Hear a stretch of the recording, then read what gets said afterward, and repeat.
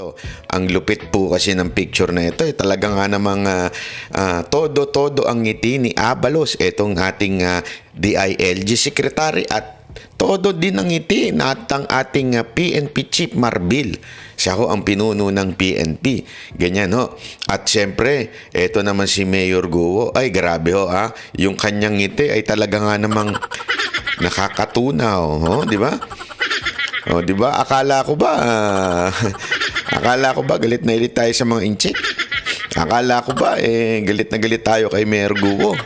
Pero isang ismay lang pala ni Madam, isang gayaan lang. Oh, patay po sila. Grabe ho, grabe. Iba ang karisma ni Mayor Guo, ha? Dinaig pa ho si Chloe. Kilala niyo si Chloe, yung jowang bida-bida? Oh, dinaig pa ho si Chloe ho, ha? Lupit talaga. Ganyan no, ganyan ang karisma ni Mayor Guo. Ngayon hindi na ata siya Mayor, Guo na lang Pero kasi ito lang, napansin ko lang, pagkatapos nilang matinding i-demonize yung karakter ni Guo sa Senado, sa Congress, sa lahat-lahat, at lalo na to si Abalos, pag umaacting to, talagang huling ka namin, hindi ka makakalagpas sa batas. Mga ganyan yung artista na yan ganyan yan o, di ba? O, walang malano dito, walang malalaking tao, batas kung batas. Ganyan si Abalos Pero dito, wala, para ho siyang yung ngiti niya dito parang yung tulad ng kanyang ngiti doon sa may kasama siyang babae sa isang picture. Hindi ko na lang sasabihin kung ano yung picture na yun, pero kumalat din sa social media yun kumalat din yun yung kung paano siyang umiti doon. Ganito rin ang ngiti ni Abalos ngayon. Lupit mo talaga, Abalos. Iba ka iba yung ano mo yung dugo mo pag mga cutie pa yung mga kasama mo iba ka talaga. Anyway, panoorin muna natin tong balita na to kasi ano bang nasa likod ng mga picture na yan? Ano bang nangyayari na ho dito kay Mayor Guo? Kasi ako, isang bagay masasabi ko sa inyo, opinion ko pa lamang ito ito'y opinion lang naman. Sa tingin ko, meron ng usapan, meron ng kasunduan dito ho kay Mayor Guo para gamitin ho siya. Walang iba kung hindi sa matinding misyon. Matinding misyon ho yan. Ano ho yung misyon na yan? Misyon na pabagsakin ng mga Duterte. Alam na ho natin yan. Diba?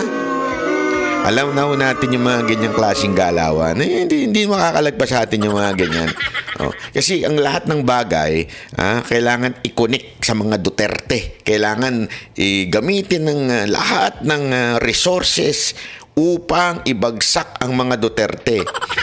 Alam naman natin, pagka sobrang sikat ng mga Duterte, kasama sa consequence yan, yung ibagsak ho sila, nagagamitin ang lahat ng resources. At sa tingin ko, etong dinimonize nila ng todo-todo si Mayor Guo, tapos, syempre, kung ikaw nga naman ay demonize, nahuli ka ng gobyerno, isa lang naman ang sasabihin sa'yo isa lang ang sasabihin sa inyo yan. Ito ba yung tinatawag na palit ulo? Na gusto mo ba? Maayos na yung lahat ng bagay. Madali lang yan. Madali lang yan.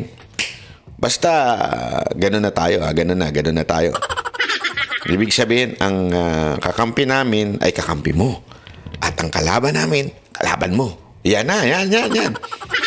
Kasi ginawa na ho nila yan sabi ko nga sa inyo, kahit sa mga vlogger, ginawa ho nila yan Pag hindi ka kampi, pag hindi mo nabili,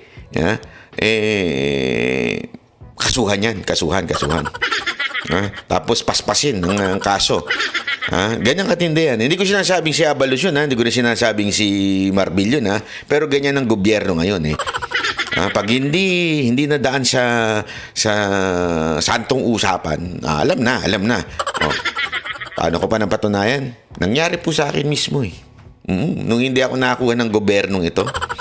Hindi ho si Abalos hindi ho si Marbil itong dalawang to, ito lang naman yung kanilang ito lang naman yung galamay Yung kanilang pinuno na animal talaga at demonyo pag hindi ka nakuha, pag hindi ka pumayag sa kanilang offer na pera na malaki, kakasuhan ka. Ha? Gigipitin ka. I-demonize ka. Ganyan sila eh. Pero pagka natodo-todo na, nagipit ka na, doon ka na sa corner, no choice ka na eh. Di ba?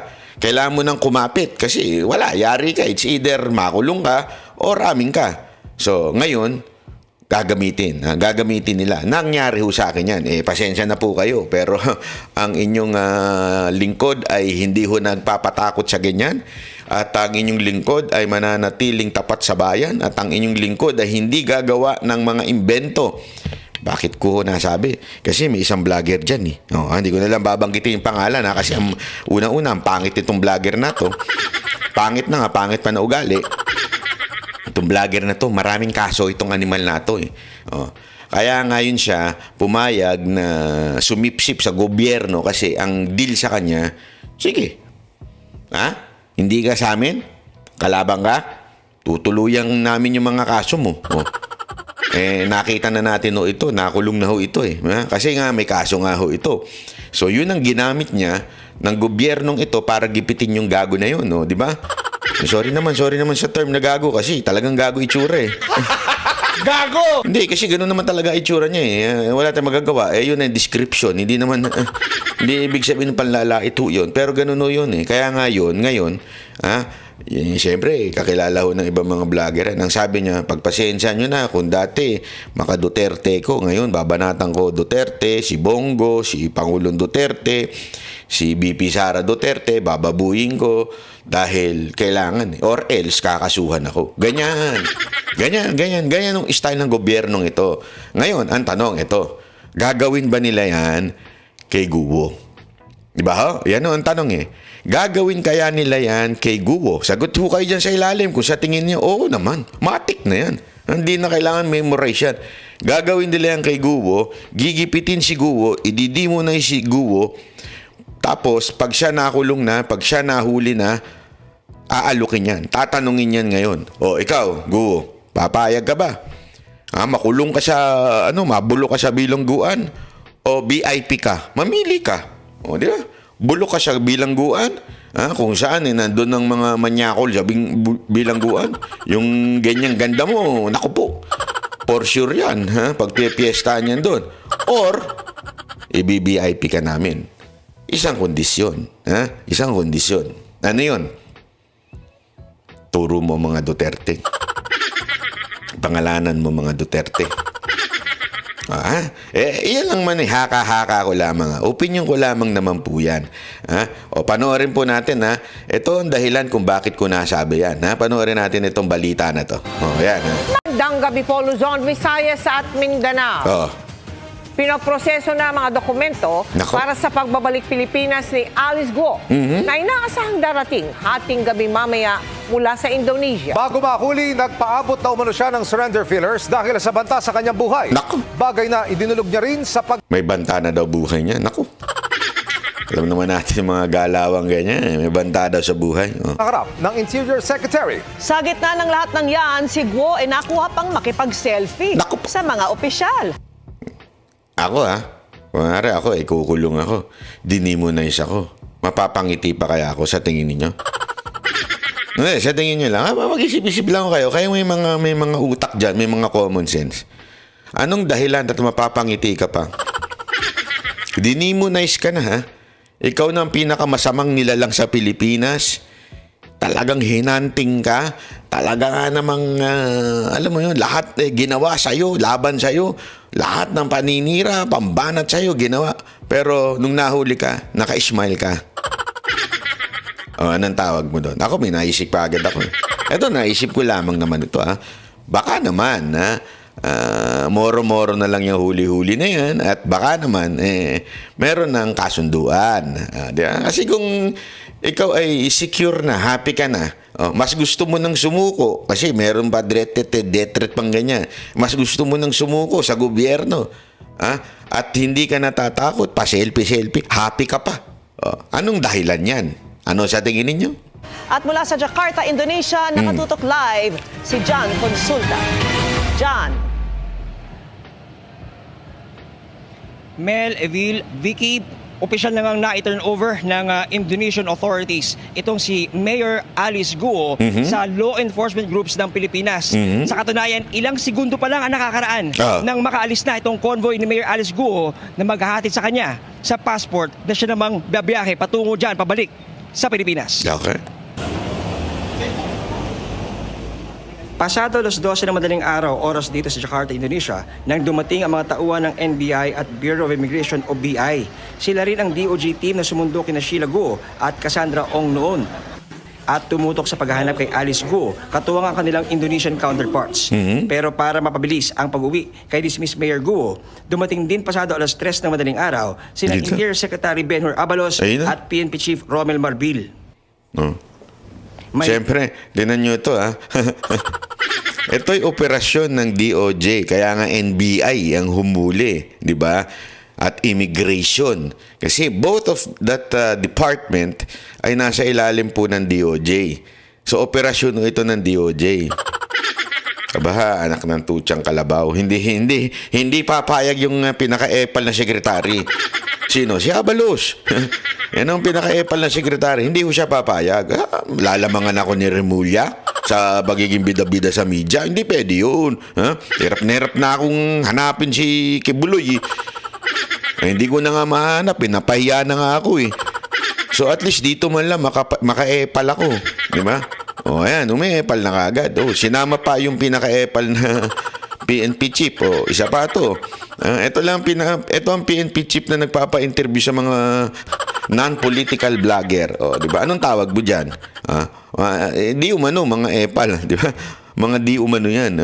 Hindi, sa tingin ko lang kasi pambira sa dami-dami ng PNP chief wala namang ganyan yung nagpapa-interview pa sa mga non-political vlogger. Obvious na yung galawan na yan, di ba? Itsampu na lahat ang susundo kay Guo. Kaya bukod sa paghaharap ng NBI at Bureau of Immigrations ng Pilipinas sa immigration officials ng Indonesia, we have process. The process first for before like Sheila and Cassandra. Yes. We are trying to coordinate with the Indonesian police to fast track the documents. We just waiting from the police. May sarili ring pulong ang Interior Department at Pulisya ng Pilipinas sa Indonesian Police naman. Ayon sa BI, ilang beses nagpalipat-lipat ng pinagtataguan si Guo. Ito kitang-kita nyo naman. Ayon sa BI, ibig sabihin, talagang yung BI ang operasyon na ito, di ba? Ibig sabihin talagang sila talaga ang namuno sa paghahanap. Bakit si Abalos at si Marbil ang humarap? Hindi, ako naintindihan ko naman kasi yung amo nila, yung sekretary nila, medyo nangangayayat na. So, maybe health-wise, hindi na ho pwede si Remulla, di ba, na magbiyahe-biyahe. Hindi natin alam, di ba? O kaya, mas gustuhin niya na magpahinga na lang. Hindi natin alam yan. Pero, ika nga, kung wala si Remulla, kailangan may pumapel, di ba? Siyempre, taas kamay kagad si Abalos. Sir, ako na magbibida-bida dyan. Ako na. Hindi pwedeng hindi ako makasali dyan. Kahit isipin nyo, nagtrabaho dito, BI, immigration yun, Bureau of Immigration, NBI, pareho na sa ilalim ng DOJ. Pero siyempre, hindi papatalo yung bata nyo. Si Abalos at saka si Marbil. Ano yan Alam naman natin, pareho po kasi yung napahiya diyan ho sa ginawa sa KOJC. Bakit kanyo? 11 days na. Nagukay na't lahat. Walang nahanap. May heartbeat pa sila. Noon na, umiiwas pa to si Abalos pero di kalaunan, napaamin na rin na siya ho ay talagang isa sa mga nagpapahanap dyan. At the same time, napahiya na rin si Marbil, di ba? Bakit? Mantakin mo, lumabas yung video na kumakanta siya nagpa-party sila, kumakanta sila. Habang yung kanilang mga pulis naghihirap, habang mga pulis nagugutom, siya nagpa-party. Nagkakantahan sila, di ba? Ano palusot? Ano sabi? Kaya siya daw to boost moral. Boost moral. Kung gusto mo i-boost ang moral ng tauhan mo, Marbil, isa lang ang gawin mo. Pakainin mo sila ng tama, ibigay nyo yung bonus na pinangako ninyo, at higit sa lahat, pumunta ka sa ground. puntahan mo sila, kausapin mo yung pulis. Buti pa nga kaming mga taga Banateros, kinakausap namin yung mga pulis. Yung mga KOJC members, kinakausap nila yung pulis. Di ba? Sinasabing paulit-ulit na mahal sila, na iisang bayan tayo, paulit-ulit yan. Ikaw, ano ginawa mo? Pati si Torre, yung torotot ninyong napakalaki. Na araw-araw, alam mo, every time, Torre, ikaw, manood ka dito. Every time na nagpe-play yung torotot mo diyang malaki, alam mo ba na tumatawa yung mga pulis mo? Obserbahan mo. Every time na nagsasalita yung torotot mo, it's either natatawa sila o naiinis sila dahil sa sobrang ingay at balakatak niyang yung speaker na yan. O, ganyan, totoo. Sa mga litratong ito, aking nakuha sa isang source na nakuha sa iba-ibang lugar sa Indonesia, makikita siyang may kasamang lalaki at maiksi na ang buhok. Naku. Bago naman siya naaresto sa townhouse na ito sa Tangerang City sa Indonesia, ay nagpaabot si Guo ng surrender feelers sa DOJ tracker team. Based dun sa information na... So ito hindi ho siya nahuli. Kasi lumalabas, nahuli na siya. Hindi, nagpadala ho siya ng sulat. Susuko na ako. Di ba? Nagpadala siya ng sulat kasi nga daw may death threat na sinasabi siya. Di ba? Binato sa akin nung ating informant. Sinasabi na takot din daw siya. Sinasabi niya sa Chinese mafia. Chinese mafia daw. So sabi niya parang natatakot siya. Di ba? Tapos ito, ako kita ko na kwento. Kita ko na script. Chinese mafia, tinatakot siya. At ang contact ng Chinese mafia, alam mo ko sino? Si Duterte. Pustahan tayo. Pustahan tayo. Paano na mayagpag yan Chinese mafia na yan? Nasasabihin, protector ang mga Duterte. Nung panahon niya. Kaya naisipan ko nang sumuko para hindi ako mapatay ng Chinese mafia. Bakit? Mabubuking kung sino ang mga protector niyan. At sino yun? Duterte. Pustahan tayo.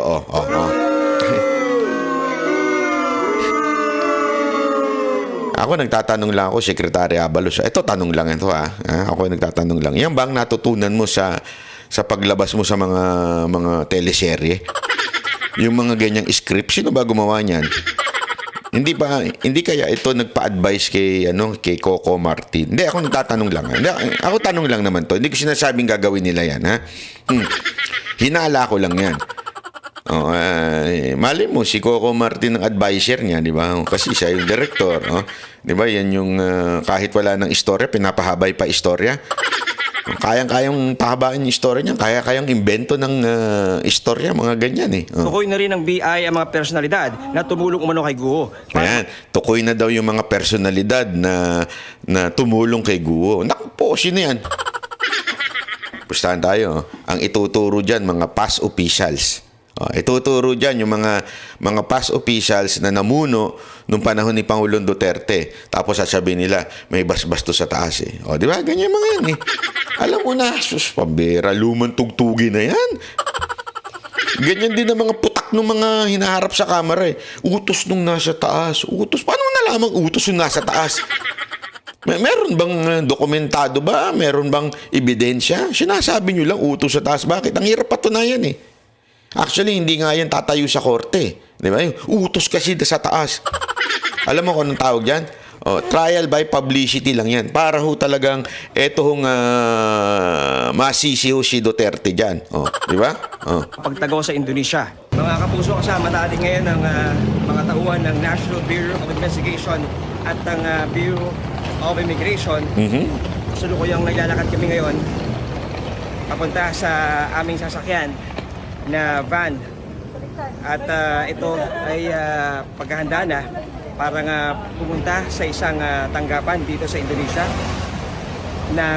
sa ganun na magkaroon na ng coordination sa mga Indonesian authorities bilang paghahanda na rin dito sa napipintong pagbiyahe ni Mayor Alice Guo pabalik ng Pilipinas. Dakong alas 4 ng hapon, magkakasama na ang NBI, BI, PNP at ang Interior Secretary na makapulong ang Indonesian authorities para plansyahin ang requirements ng deportation. Siyempre, kailangan, additional success for 2025 senatorial campaign, di ba? Accomplishment ito para sa 2025 senatorial run ni Abalos. Di ba? Kaya nga, kayo ba? Boboto nyo ba itong, alam naman natin Ito ang isa sa parang kalahi ito ni Mar Rojas Pagdating sa bida-bida, pareho sila ni Mar Rojas ng estilo, di ba? Yung acting ba, ika nga, hindi natin palalagpasin ng mga ganyang klaseng mga krimen. Yun ang mga style mo, Brad. Pang showbiz. Yung mga dapat na pag-usapan ay napag-usapan na namin. Wala nang balakid. Kukunin natin si Alice. Inaalis ang papeles at iuwi na natin sa Pilipinas. Kala mo naman siya yung nagtrabaho. Di ba? Kala mo talaga siya yung nagtrabaho Kukunin natin si Mayor Alice. Ang tutsang kalabaw yan. Sir, nagtrabaho po niyan BI at saka NBI. Hindi po kayo. Iba talagang level mo, Abalos. Pang senador talaga ang takbuhan, Ang pambira, oo. Kasunod nito, nakipagpulong sina Abalos at Marbil sa mga police officials sa Indonesia upang magpasalamat. Maya-maya pa, iniharap na kay Abalos si Guo. Yun, Yun, si Madam. Pag ako yan, yakapin ko yan. Uy, magandang araw. Gandang style. Ayan, sabi niya. Uy, Sek. Hi, Sek. Ayan, ikaw pala. Ibang level yung kamayan na yan, Ikaw pala si Alice. Nakita ba tayo before? Saan? Tarlac po, Sek. Kinabahan si Abalos. Sabi, ikaw pala si Alice. Wow. Tapos biglang, Sir, nagkita po tayo before. Sandali. Saan yan? Sandali. Delegate siya na. Sandali. Naka-live po kasi si Abalos niyan Tapos yung mic niya, nakakabit sa kanya. So, naririnig. So, ang hirap bawiin. Patayin. Patayin yung mic. Patayin. Kasi, tinan nyo, may part dyan na pinatay yung mic Minumute siguro nung nagbibideo Kasi naka-live, alam ko, naka-live yan Nasabi nung ayan. Ando ka ba nung mayor ka doon? Opo. Ando sila, no? Sila governor? Opo, Sek. Yung nagpunta. Galing ng kabig, style. Gusto ko yung style mo, sir, Hindi kasi parang, di ba, kunwari, halimbawa lang naman kasama mo yung jowa mo, di ba? Tapos biglang may sumalubong ng babae. Uy, kamusta na? Banat bay? Nagkita na tayo, Nakatutang ka lang ba? Kunwari lang, wala mo na akong jowa. Buti na lang. Ay, biglang nakita nung banat bay? Saan? Nagkita tayo, saan tayo nagkita? Doon sa SMNI, di ba? Doon, nagkita, kasama sila Coach Oli, Boss Dada. Di ba, para safety na kagad di ba? Para safety na, binanggit mo na kagad yung mga kasama para, hindi kami solong nagkita nito, di ba? Pinangunahan mo na. Yun, sinesenyasa mo na yung kausap mo na, may kasama tayo na nagkita, yung bibig mo. Easy. Baka mayari tayo. Intindi ng galawan mo, Sek. The best, Dami ko natutunan. Mga kalalakihan. Learn from Secretary Abalos, di ba? Gago! Hindi ko naman sinasabing merong ibang nangyari. Pero sige na nga. Maniwala na nga kami sa sinasabi mo, Secretary Abalos. Ikaw talaga. Ikaw talaga. Pakurot. Ay, naka po. Gusto ko yun. yung pakinggan din natin. Ikaw talaga. Maya pa, iniharap na kay Abalos si Guo. Hi, Sek. Alice. Ikaw pala si Alice. Alice talaga yung pangalan. Hindi man lang tinawag na Miss Guo. Alice. Ikaw pala si Alice. Ganda mo pala. Ang puti-puti mo pala. Bata mo, makinis ka pala. Bata mo, Talay. Saan? Tarlac po, Sek. Ando ka ba nung mayor ka doon? Opo. Ando sila, no? Sila governor? Opo, Sek. Yung nagpunta. Ikaw talaga. Sa live stream. Ikaw talaga. Pakurot naman ng pisngi mo. Ang kikit mong babae ka. Ayop ka. Ganun. sabi? Hindi. Walang bakurot. Dagdag ko na lang yun. Parang, ewan ko eh. Ito yung wanted. Di ba? Ito yung wanted. Ano? Ikaw talaga. Ow! Diba? Ibang level mo talaga, Abalos, ha? Pakinggan nyo, ha? Ito ulitin natin. Ayan, Alice. Ikaw pala si Alice. Hindi kita Nakita ko nakikilala. tayo before. Saan? Tarlac po, Sek. Ando ka ba nung mayor ka nun? Opo. Ando sila, no? Sila governor? Opo, Sek. Yung nagpunta. Ikaw talaga. Sa live stream ni Abalos sa Facebook. live stream ni Abalos. Live. Okay, live stream ni Abalos to. Biglang nawala yung mic. Maririnig sa isang punto si Guo na humingi ng tulong kay Abalos dahil sa umano'y death threat pero nawala ang audio sa tugon ni Abalos. Sek, patulong. Dedecret ko kasi. Di bale, basta importante. Yun, ang importante, ayun. Sabi ni Gubo, Sek, patulong kasi may death threat po talaga ako. Okay. Ang importante, ayun na. Na-mute. Ang galing nung technician ni Abalos. Yung sound technician niya, bilis pumindot, ha. Alam ko kasi yung mic niya, yung may pindutan ng mute, Alam ko yan. Parang ang tansya ko, dalawa lang yan. It's either DJI Mic 2 or di kaya yung Rode. Parehong may mute button yun doon sa receiver. Alam ko yan. Style niya. Biglang, hindi. Ito, biglang na-mute. Tapos, kasunod? Iba na Yan. Maririnig sa isang punto si Guo na humingi ng tulong kay Abalos dahil sa umano'y death threat pero nawala ang audio sa tugon ni Abalos. Sek, patulong. Dedecret ko kasi. Di bale, basta importante. Basta ang importante, fill in the blanks. Okay na mag-fill in the blanks. Basta ang importante, kung ano yung pinag-usapan natin, sundin mo lang. Basta importante, kakampingan namin. Letter B yun. Basta importante, makipag-cooperate ka. Iba. Letter D, bahala na kayo. Kung anong gusto nyo ilagay dyan. Ulitin natin, ha? Letter A, ha? Importante, kakampingan namin at sumunod ka sa script. Ha? Pangalawa, yung pinagkasunduan natin, ha? Susundin mo. Pangatlo, basta, sunod ka lang. Parang pare-pareho yun, ha? Letter D, kayo nang bahala maglagay, ha? Ano sa tingin niyo yung parang hindi magulo, wala nang magulo yung choices ko pare-pareho Maganda kayo na lang maglagay ng kasunod. Yung na-mute, ano kaya yung na-mute na yun? Okay. Kayo na lang po. Ako hindi ko alam kung ano yung na-mute na yun. Totoo, tingnan natin dito. Kaya nga, kumuha na kami ng private plane dito para yun? Yung totoo, parang ganun yung totoo. Kaya nga kumuha na kami ng private plane dito.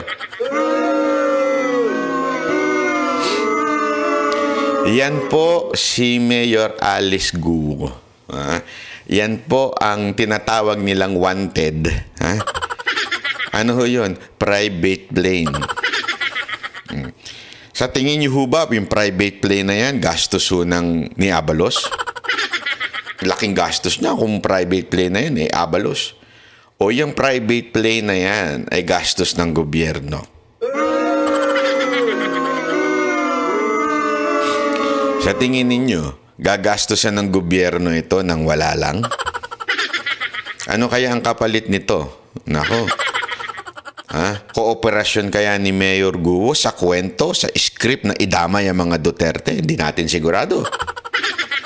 Pero ang sigurado natin, VIP treatment ang nakuha ni Guo. Sinundo pa ng private plane. VIP. Ay, nako po. Ako tingin ko para ngayon Chinese. Nako, panay ang mute Diyan siya nagkamali. Siguro sa susunod din na magla-live to. Gusto niya kasing umepal Gusto niya yung style ng nagla-live yung mga politiko Ang problema, alam mo, eto bigyan kita ng payo, Abalos Okay lang mag-live, katulad ng mga ginagawa ng ibang mga politiko, kung wala kang tinatago. Okay lang mag-live kung walang mga double standard na mga sitwasyon sa buhay-buhay natin. Di ba? Pero kung meron kang tinatago at merong mga pribadong usapan, naku, napakahirap mag-live yan. Huwag mong gagawin yan. Kaya tuloy, ang nangyayari, biglang namimute. Yeah? Gago! Kaya nga kung papansinin nyo, walang tinatago siya kay OJC. Bakit? Ang daming vlogger. Naka-live lahat. Walang nag-mute. Di ba? Pakita nyo. Sabihin, kung ano yung nakikita ninyo, yun. Kasi kung nananakit ang mga taga kay OJC, yung pinalalabas nila, kung violente mga taga kay OJC, sa tingin ninyo papayagan ng pamunuan ng KOJC na i-live ng mga banateros yung video? Hindi. Bakit? Mabubuking. Bakit nila pinapayagan? Kasi alam nila na ang mga taga KOJC hindi pumapalag talaga. Ang mga taga KOJC lalaban lang pag sila na ang inapi. Pero hindi sila magsisimula ng gulo, hindi sila gagawa ng hakbang na illegal.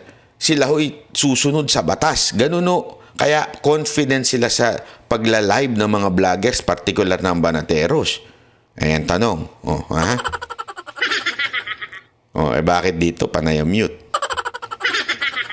Don't tell me, talagang timing lang. Yung mute ng pag-timing ng mute, dahil lang ng mute, sana kung, okay lang sana kung mawala yung audio, yung malayo. Di ba? Yung malayo, yung tao. Ang lapit-lapit yan di ba? Sana kung 1 kilometro. Kasi ang alam ko, yung mga ganyan, sobrang layo niyan. Kasi may ganyan ako mikropono Malayo inaabot niyan. Hindi yung ganyan, nawawala na kaagad. Kasunod dito, ipinroseso na ang mga papeles ni Guo.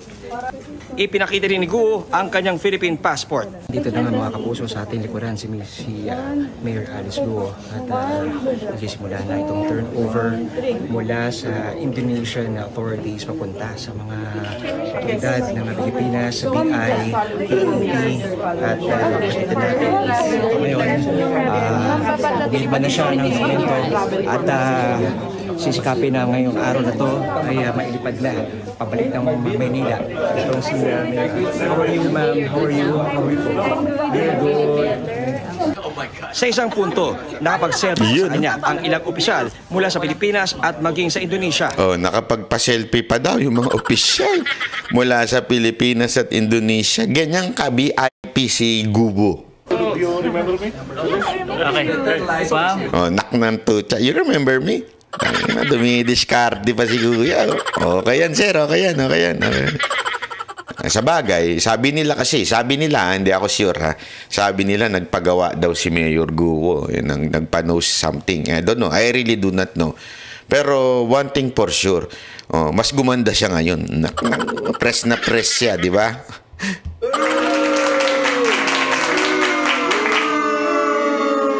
Kung dati, galit ang gobyerno sa kanya. Ngayon, nagpapaselfie ang gobyerno sa kanya. Hindi, kayo na lang.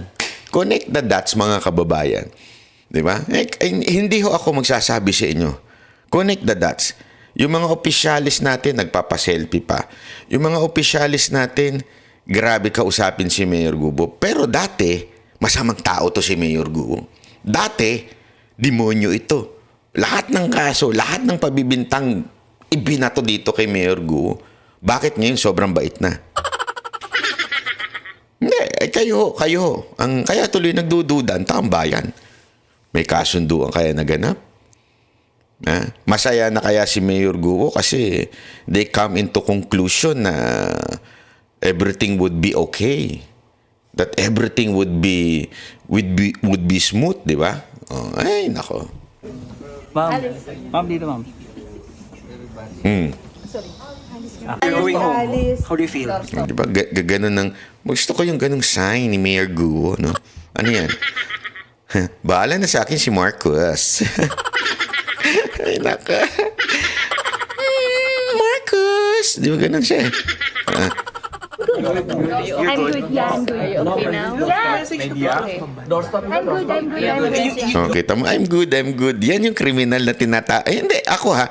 Again, I reserve my judgment kay Mayor Guo. Hindi nga ako nagko-komento nito mga nakaraan tungkol kay Mayor Guo kasi ayoko magkomento dahil sobrang masyadong yung public scrutiny na nangyayari, yung public na yung alam mo yung public na banat sa kanya, medyo iba. Medyo nakakaamoy ako ng hindi maganda. Tapos biglang ganito. Sobrang sama niya nung mga nakaraang 2 buwan. Di ba? Sobrang sama niya. Parang siya na ang pinakamasamang babae sa Pilipinas. Di ba? Pero ngayon, yung ngiti, ganun na ang smile ni Madam. Oh, alam na this. Mga accusations sa'yo, you're confident you can answer it? Are you going to go? Are you going to respond? Wala po may Ma'am, may death threat ka daw. May death threat ka daw. May death threat ka daw, ma'am. May death threat ka. Sorry pa. Ma'am, may death threat ka daw. No media. Stop. Are you media? Don't stare. Pagkatapos ito ay dinala na si Guo sa Immigration Office ng Indonesia. Want to say something, sir? Okay. So why are you here in Indonesia? Vicky, nagkaroon lang ng konting delay ng hindi nasunod yung mag-turnover dapat ng Indonesian Interpol sa Indonesian Immigration. Pero naayos na yon at inaasahan natin na yung ine-expect na 10:30 na arrival ni Alice Guo, kung hindi na magkakaroon ng aberya, ay maaaring ma-extend na lamang ito ng alas 11 o 11:30 at malamang may bago mag-alas 12 ng hating gabi dyan sa Pilipinas ay nandyan na si Mayor Alice Guo. Vicky. John, napansin namin na parang masaya si ex-Mayor Guo na parang hindi siya arestado. May video pa nga na kinindatan niya kayo. Kwento mo na nga sa amin yon, John. Tinan mo yung sagot ng reporter dito. Natatawa ako sa sagot ng reporter kasi ipipilit niya Kasi parang medyo oo nga kinindatan pa kami. Tapos happy si Mayor Guo. Hindi. Kailangan natin mas may drama to. May lagyan natin ng drama. Tingnan niyo yung sagot na reporter. Actually, Vicky, medyo nagulat din tayo doon sa kanyang actuation na ine-expect natin nung umpisa na medyo magiging mailap siya, pero kabaliktaran. Dahil 2 beses kumindat. Ayos Katunaw na kindat yun. Parang kinilig ako dun. Parang ako yung kinindatan. Di ba? Gago! Naging siya, very receptive, ngumingiti, at certain points, tinatanggal niya yung kanyang mask para makipag-picture nga doon sa mga gustong magpa-picture sa kanya. Nag-umpisa to, Vicky, nung merong mga Indonesian authorities na lumapit sa kanya at nagpaalam, tapos nauwi na sa mga picture-picture. Hanggang sa meron na rin ng ilang sa ating mga opisyal dito sa Pilipinas naman ang sa tuwaan nila dahil Ayun, Yan tingnan niya. Sasabihin niya ni itong reporter na bigla daw napaiyak yan. Parang hindi naman ganyan nang umiiyak. Tingnan niya Ito nga, finally, si Mayor Alice Guo ay nagpa-picture din dito kay Mayor Alice. At sa ating pakikipag-usap kay Mayor Alice Guo, talagang masabi natin na parang she's putting up a happy front. Pero bakas natin Vicky, kanina sa baba dito sa kitututunguhan at kinatatayuan na pwesto, nakita ko medyo napaluha siya. Lalo na nung naramdaman niya na eto na, kaharap niya na yung Indonesian media at yung Philippine media na sa likuran, nakita ko doon medyo nagpuna siya ng kanyang mata. At siyempre kailangan yun para mas madrama ang datingan, di ba? Ito bakas na, ramdam niya na yung malaking pagbabago sa buhay niya na mangyayari sa oras na makabalik na siya. Hindi kaya tears of joy yun. Hindi kaya, kasi parang sabi niya, finally, na-meet ko na si Abalos. Gago! Hindi kaya tears of joy yun? Hindi kaya. Diyan sa Pilipinas, Vicky. John, di ba nakita natin nakikipag-selfie pa siya sa mga opisyal dyan, Ano ba yung general mood dyan nung nandun lahat kayo at pati yung Indonesian media?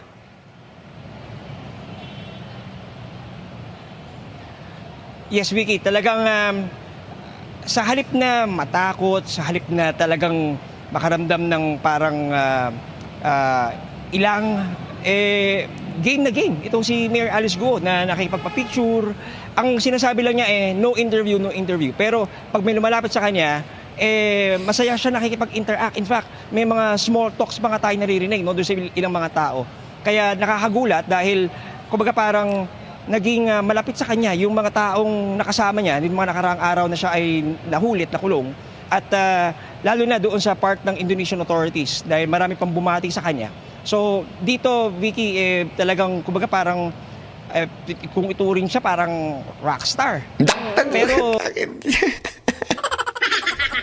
hindi na nanggaling sa atin yan, nanggaling na yan doon sa reporter. Parang ituring daw, yung ganun daw yung mood, parang rockstar siya.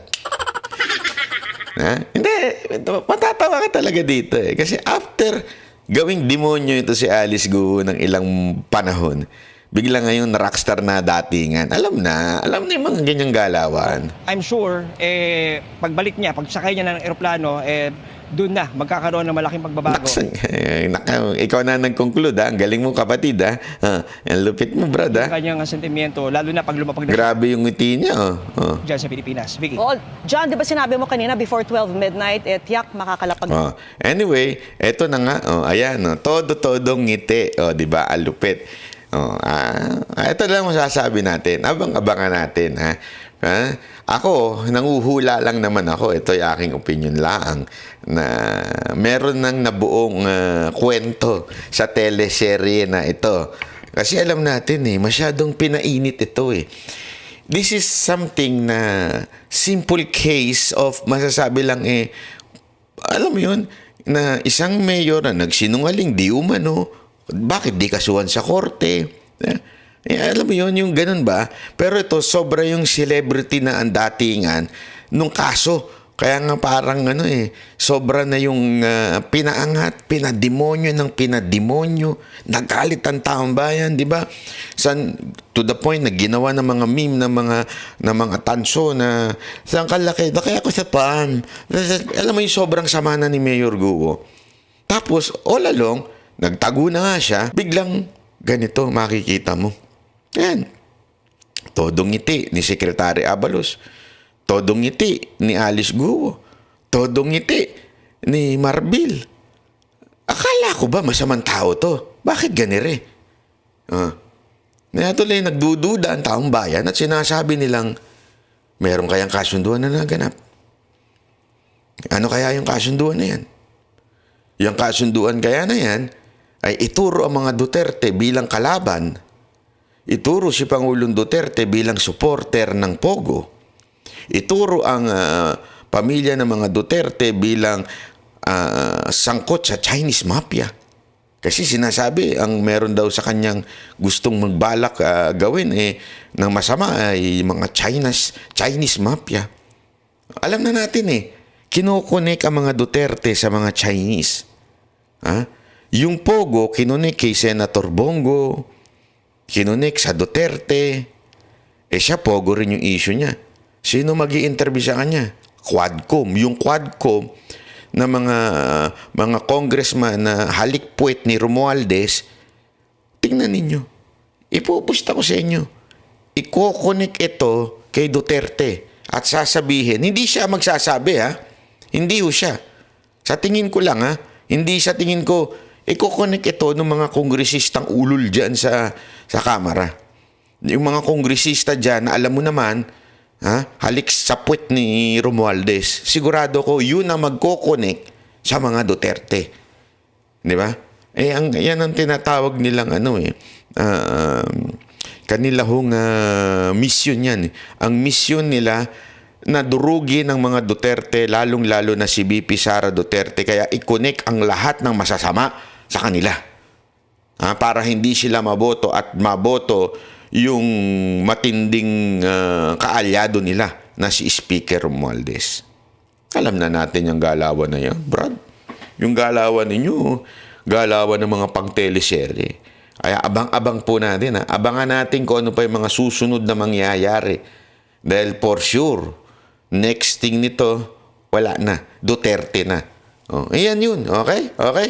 Maraming salamat Ako po si Banat. Bye! Yan ang Banateros, boses ng ordinaryo Pilipino. Banateros sa